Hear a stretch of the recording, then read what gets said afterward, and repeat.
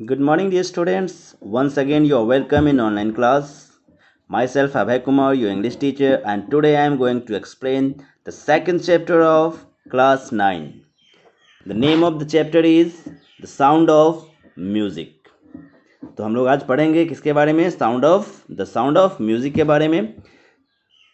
तो this is your chapter day students, the sound of music chapter 2.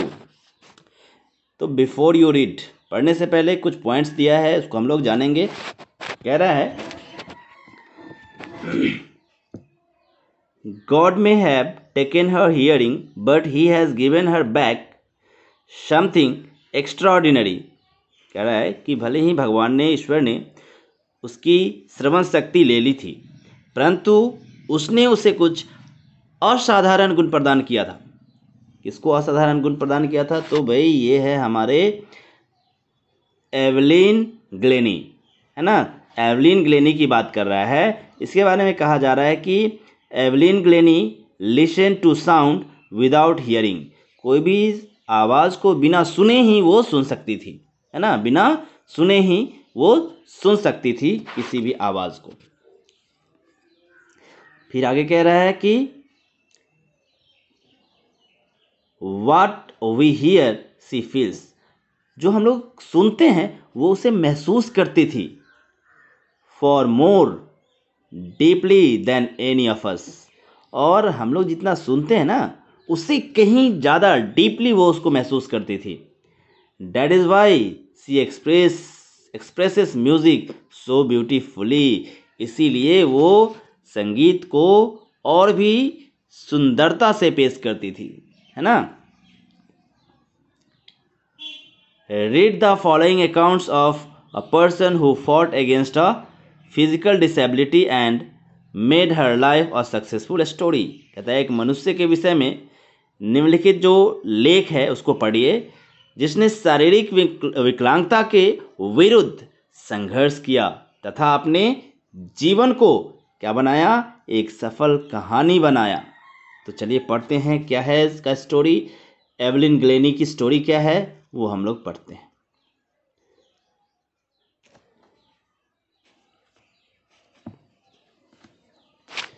तो story यहां से स्टार्ट होता है.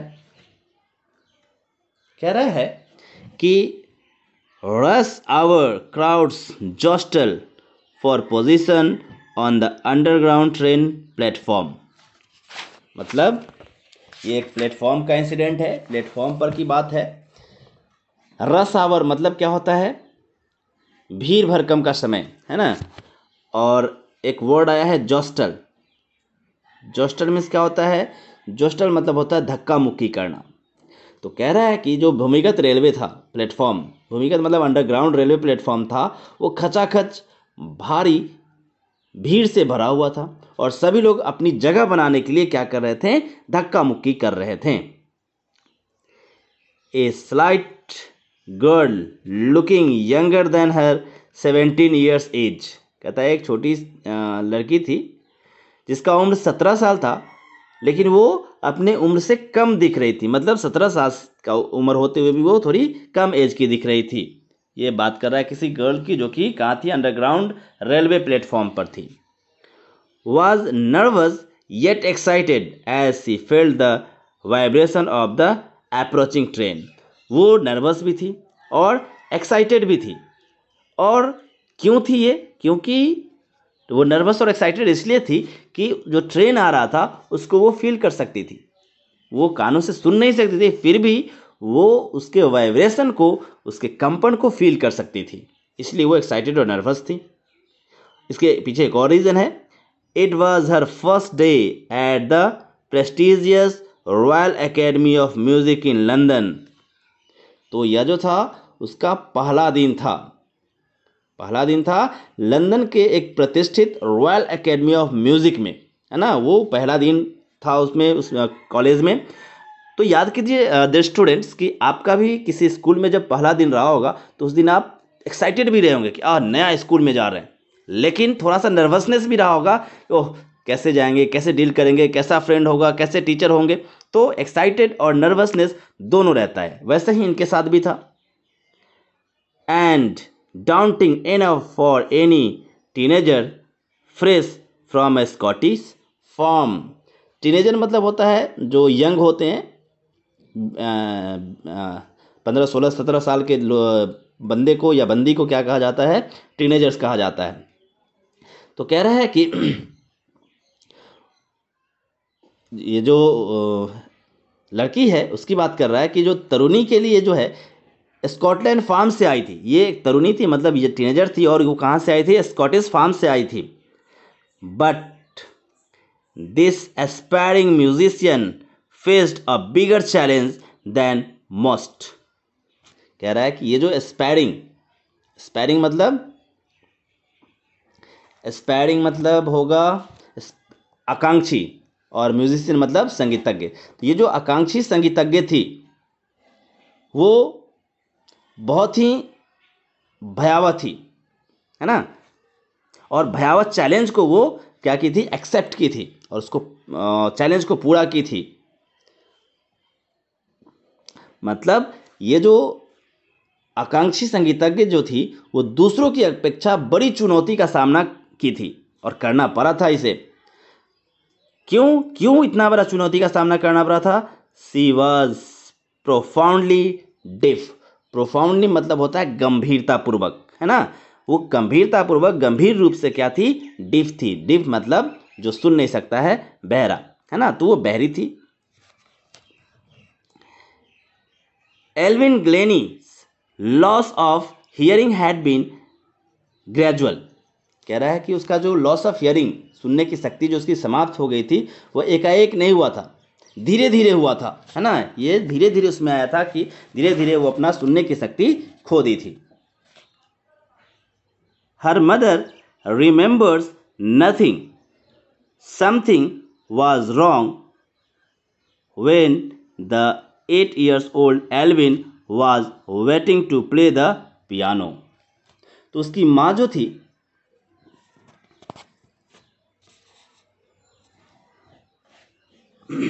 उसकी माँ की बात कर रहा है। किसकी माँ? एल्विन की माँ। ये जो loss of hearing had been gradual, तो उसका ये जो सुनने की शक्ति जो गई थी वो धीरे धीरे गई थी। And her mother remembers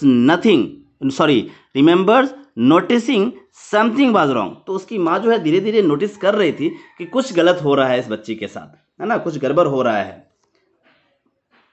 When the 8 years old, कब? जब ये 8 साल की एल्विन जब 8 साल की थी और जब पियानो बजाने का इंतजार कर रही थी, है ना, तब की बात कर रहा है। They called her name and she didn't move। तो वो पियानो बजाने का इंतजार कर रही थी, तो उसकी माँ ने उसे आवाज़ दिया, लेकिन वो बिल्कुल भी मूव नहीं की, सुनी ही नहीं। तो उसको डाउट हुआ कि कुछ गड़बड़ है। इसको? एल्विन की माँ को। I suddenly realized she hadn't heard, says Isabel Glennie. तो उसकी माँ का नाम क्या था? Isabel Glennie. तो इसाबेल ग्लेनी कहती है कि मैंने उसे आवाज़ दिया लेकिन वो टर्न नहीं हुई, तो मुझे अचानक ये एहसास हुआ कि वह सुन नहीं सकती है, या वो मेरी बात तो वो सुनी नहीं। For quite a while Evelyn manage to conceal her wrong deafness from friends and teachers. कह रहा है कि कुछ समय तक तो वो अपना जो डिफनेस था वो किसी तरह छुपाने की कोशिश की। कॉन्सील मतलब छुपाना, है ना। उसका जो डिफनेस था वो बढ़ रहा था, धीरे धीरे बढ़ रहा था, तो वो अपने फ्रेंड से, अपने टीचर से छुपाने की कोशिश करती रहती थी और छुपाती रहती थी। वो बताती नहीं थी या एहसास होने नहीं देती थी कि वो सुन नहीं सकती है, ऐसे सुनने में प्रॉब्लम है, या वो धीरे धीरे बहरी होती जा रही है। But by the time she was 11, her marks had deteriorated and her। तो उसका जो मार्क्स था, जो सिंबल था, मार्क्स जो था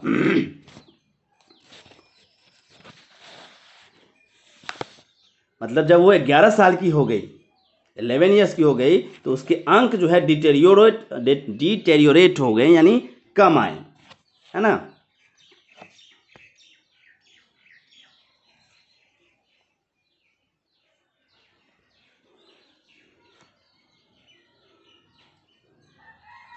deteriorated and her headmistress urged her parents to take her to a।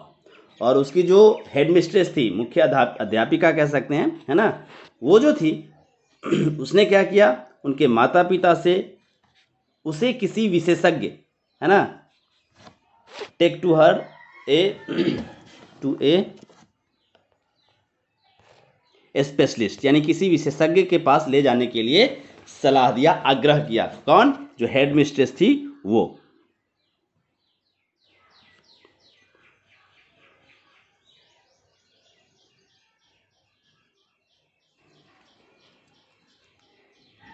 It was then discovered that her hearing was severely impaired as a result of gradual nerve damage. तब ऐसा पाया गया, जब उसका checkup हुआ तो पाया गया कि उसकी जो सुनने की शक्ति है वो नर्व डैमेज की वजह से लगातार खराब होने के कारण अत्यधिक कमज़ोर हो गई थी, है ना। नर्व डैमेज के कारण जो है वो धीरे धीरे धीरे कमज़ोर होती चली गई और सुनना उसका जो है समाप्त हो गया। They were advised that she should be fitted with hearing aids and sent to a school for the deaf.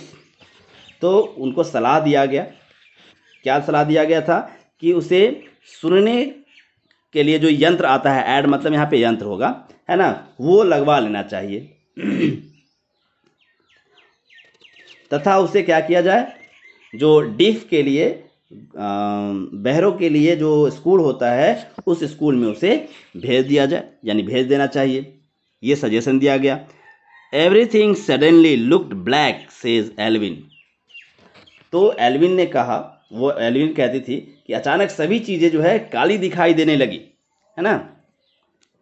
But क्यों? क्योंकि जैसे ही उसे कहा गया कि वो अब सुन नहीं सकेगी और उसको सुनने के लिए क्या यूज़ करना पड़ेगा, जो ऐड आता है, मतलब जो हियरिंग इक्विपमेंट आता है वो यूज़ करना पड़ेगा और उसे बहरों के स्कूल में जाके पढ़ना पड़ेगा। तो सब कुछ उसके सामने अचानक धुंधला हो गया, काला पड़ गया।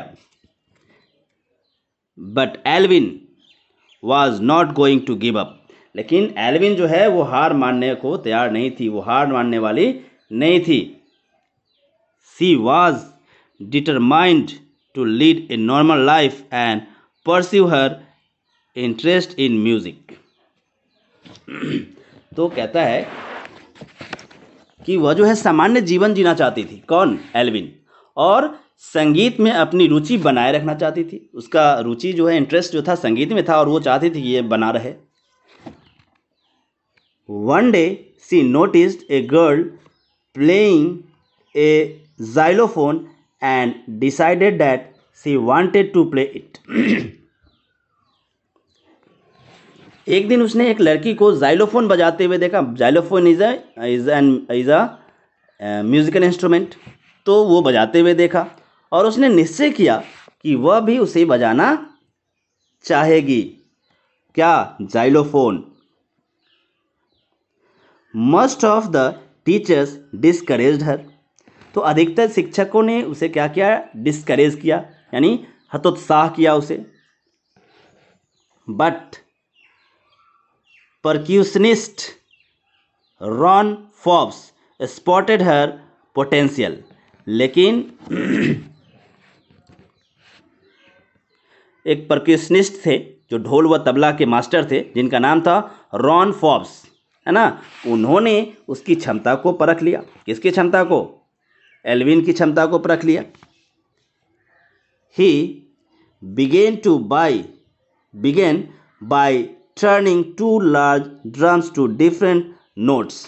उसने दो बड़े ढोलों को विभिन्न स्वरों में बजाना आरंभ कर दिया। मतलब दो ढोल को अलग अलग साउंड में बजाना स्टार्ट कर दिया। किसने? रॉन फॉब्स ने। Don't listen through your ears, he would say. तो उन्होंने क्या कहा कि अपने कानों से मत सुनो इसे, अपने कानों से मत सुनो। Try to sense it some other way. इसको किसी अन्य तरीके से इसको अनुभव करो, है ना, इसको किसी और तरीके से अनुभव करो। Says Evelyn. सडनली तो एल्विन अचानक कहती है, I realised I could feel the higher drum from the waist up and the lower one from the waist down. तो अचानक वो कहती है कि मुझे एहसास हुआ कि मैं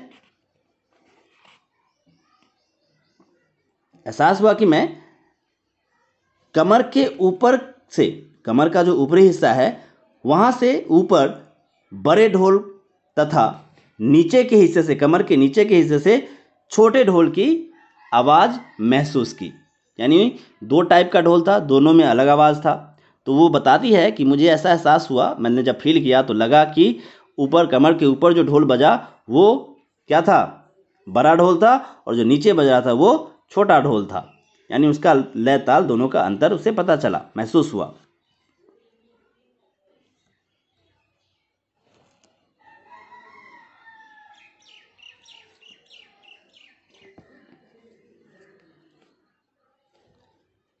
Forbes repeated the exercise. Forbes ने इस अभ्यास को फिर से दोहराया।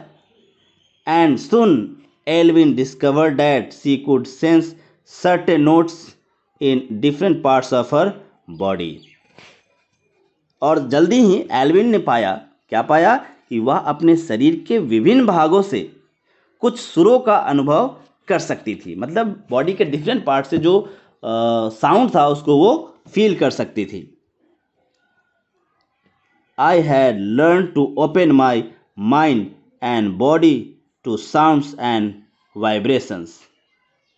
तो मैंने अपने मस्तिष्क और शरीर को आवाज़ों तथा कंपन को सुनने के लिए खोलना सीख लिया। यानी अपने शरीर को शरीर के डिफरेंट पार्ट्स को ओपन करके मैं फील करने लगी अलग अलग आवाज़ को।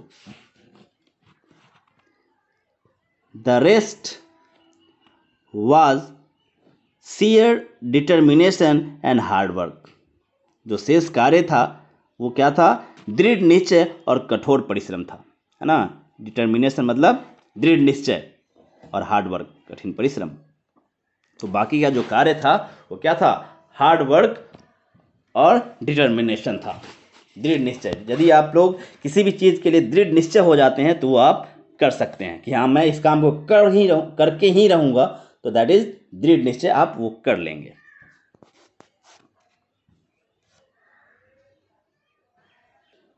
तो डियर स्टूडेंट्स, इस वीडियो में इतना ही। नेक्स्ट पार्ट नेक्स्ट वीडियो में। That's all, thank you.